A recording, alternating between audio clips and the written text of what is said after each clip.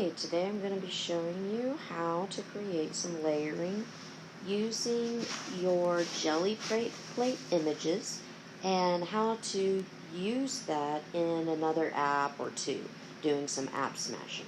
So the first thing we're going to do is we are going to take our picture of whatever your jelly plate image that you'd like to use. You're going to go to Amaziograph. Up at the top you can see I have some images here, and the way I put them there was up at the top I clicked on import, and then I went down to the photo that I took of my jelly print plate, or my jelly print design. It's going to be that very top one up at the right, up at the left, so if you just click on that you'll see your image. The next thing I'm going to do is at the very top you have a circle with some triangles. You can adjust what type of symmetry you would like to use. I'm just adding another layer of technology on top of this design. So let's say I want to go with the lattice and rotation. You can also change it and do undo up at the top. You can see next to that circle there are different layers, so if you want to do this on a separate layer, I always recommend that. And then you can also move your layers around. Just click on the squares again and it will go away. So I'm going to tap on the black circle at the top. You have the size of your button. You have the opacity where it says 100.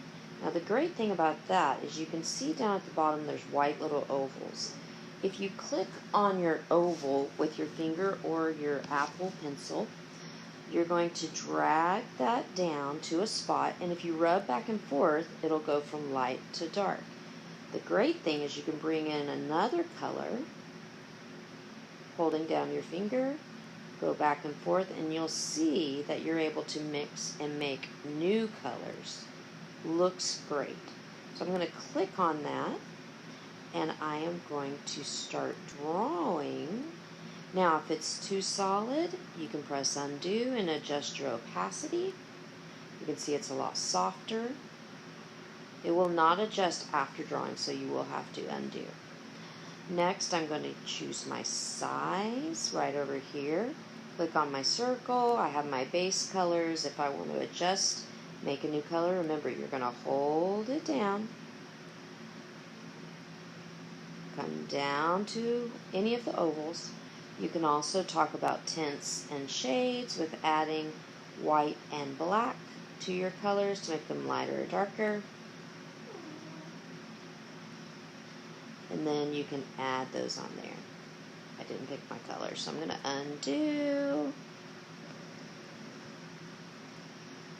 Choose the color I just made, and then I can add to it. Try to add a little contrast. So let's say I'm happy with my design. I've got a lot of layering on there. The way to save your design is you'll click on the three little dots at the top, and you're going to go to share, image, click share at the bottom, and you can save your image right here. So the next thing I'm going to do is I'm going to go over to my Do Ink green screen app. You can see I have one there. I'm going to press done, and I'm going to do the back arrow to start a new one. Okay, normally it looks like this. I showed you what it looked like if someone left it open. If you click on plus and create a new project, it automatically brings it in widescreen. I don't remember the dimension, 16 by something. If you click the little setting tool at the top, you can add a title. You can change this to image instead of video. You can also do that on the main screen. Your output resolution, if you want to make it a higher quality, it will make it a larger image. Aspect ratio, this is the one if you want to do portrait. If you go to automatic, I think it's the 14 by 3. It automatically put it in the correct 14 by 3. But you can adjust this as well. You can see you can make it skinny, narrow. 16 by 9 was the one I was talking about. Okay, so I'm just going to do automatic. This is if you're having a 9 by 12 paper and you want it to fit on there. Your image format, you can change that from PNG to JPEG. if you want, and adjust how much. I'm just going to keep it as a JPEG. Okay, so now what I'm going to do, the bottom plus is your background, and it works in layers like you're doing a foreground, middle ground, background. So the bottom one is background. I'm going to go to my photos, recent, and there is my image. Okay, and then I'm going to press done. And now, and you can adjust this by pinching and zooming, rotating it, brings it in horizontal, but you can adjust it and make it the size that you want. You can see it fits perfectly in that aspect ratio I chose. So now I'm going to click on plus, and here's where you're going to want to, I usually use the take a picture first, but you can also go to add the camera. I go to photos, and if you look under my recent, I have a student who took a picture in front of, I'm going to use one where I have to erase. Here she is standing up. You can see that she did not crop out everything that was not green. So the way you can fix that is you click on the mask, and let's try the magic tool. I can get rid of that. I'm going to crop this in here, and then I won't have to do all that. But you can actually go to mask, and you can, I like to use the eraser tool and just bring up the size and erase the things. Also, if you have any shadows that you don't want in there, wrinkles of your fabric, you can adjust that in here. You can also use 2 fingers to pinch in and get really close, or zoom out so that you can erase a lot faster. So now I'm going to press done at the top,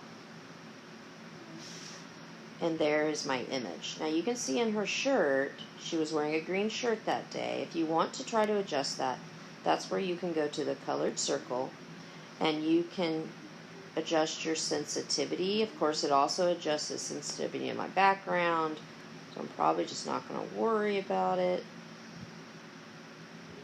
I guess I'll just keep it right there, and then press done. Okay, a little bit better. Okay, so I can pinch and zoom with 2 fingers. 1 finger is to move, 2 fingers to pinch and zoom. You can rotate with 2 fingers as well. So let's say I wanted to add another image of something that she's petting.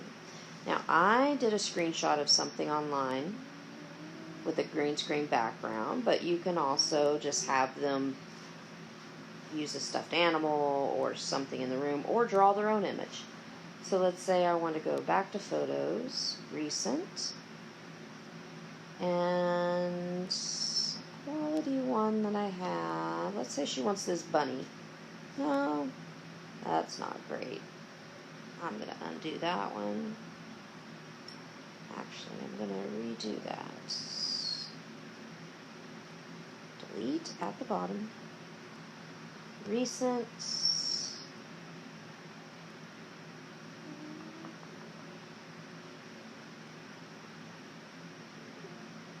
Okay, this pug is a good one. I'm going to pinch and zoom. You can make it large. Do a little bit of surrealism. Now you can see this layer is in front. If you wanted your person to be in front, you would have needed to put them in the middle row. That would be your middle ground.